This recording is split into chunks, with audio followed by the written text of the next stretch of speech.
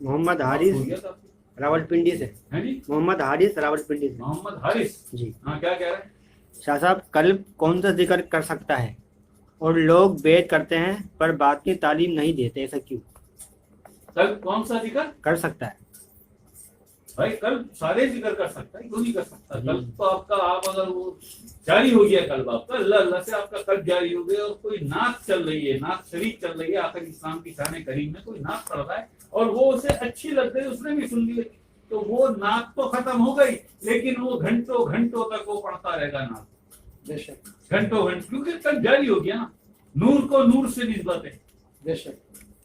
اس نعت پاک کے نعت شریف میں بار بار آقا اسلام کا اس میں پاک آ رہا ہے، اور وہ سن کے بل بلا رہا ہے، تڑپ رہا ہے، محبت ہے نا آقا اسلام کی. بے شک.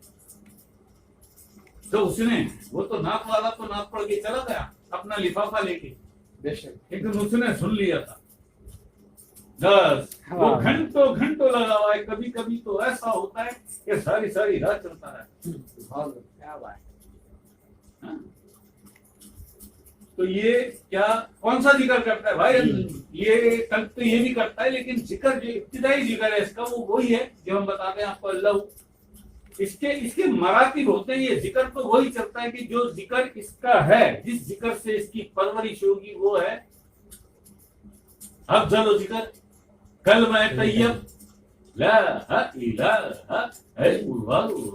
یہ ہے اس کا ذکر، یہ ہے اس کا ذکر. جب لطائف، سارے لطائف کی محفل میں آپ بیٹھیں گے، سارے لطائف کرنے تو یہ ذکر ہوگا، اور ویسے صرف ذکر کی محفل میں بیٹھیں گے تو پھر یہ نفی اسبات،